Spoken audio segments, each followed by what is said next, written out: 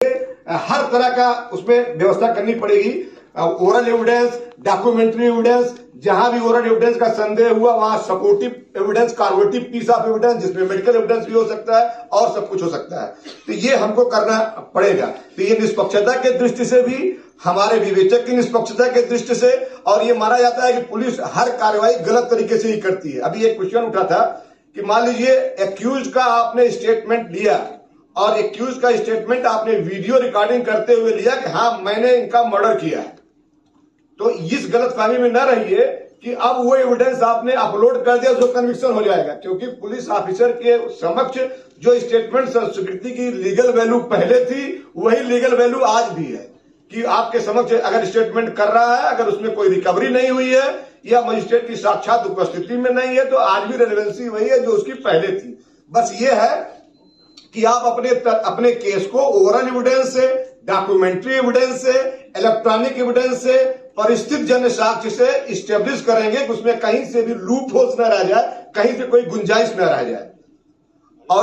और चूंकि देखिए होता क्या है, आपने देखा होगा कि अभी सिंपल सा एक बस में कोई मर्डर होता है तो पूरी बस खाली हो जाती है, तो फिर हमारे जो विवेचक है उनको एविडेंस ढूंढना पड़ता है।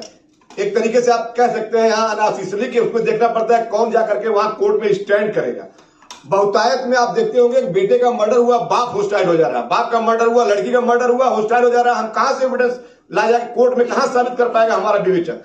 अब जब ये ई साक्ष्य की वजह से आपका टेक्निकल एविडेंस कलेक्ट करना है, वैज्ञानिक तरीके से करना है, तो निश्चित रूप से अगर जाकर के गवाह वहां होस्टाइल भी हो जाएगा तब भी स्टेब्लिश करेगा। वजह देखिए, यहां उदय सिंह खड़े हैं, मान लीजिए एक आदमी आकर के मर्डर कर दिया, तुरंत पूरा कैंपस खाली हो गया। अब यहां क्या मिला, एक एक्यूज है मान लीजिए निकल गया, हमारी डेड बॉडी पड़ी हुई है, कोई गवाही देने के लिए तैयार नहीं हो रहा है। मान लीजिए फ्रंट पे 2 लोग आए लेकिन कोर्ट में नहीं खड़े हो रहे, तो कोर्ट क्या करेगा, कोर्ट तो आपके एविडेंस पे ही कन्विक्शन करेगा।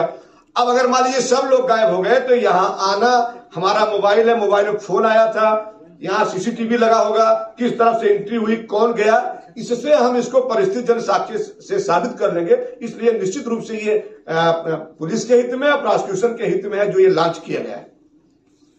स्पेशली मैं सरसरी तौर पे आपको बताता चल रहा हूं, सेक्शन 63 जो समन का 2 प्रारूप था, 2 प्रतियों में जारी होता था, स्थिति वही है। ये इलेक्ट्रॉनिक माध्यम से जनरेट करके, आप लोगों ने बड़ा व्यवस्थित तरीके से सुना है, जनरेट करके वो भेजा जाएगा और तामीला करके वो वहां से वापस आ जाएगा।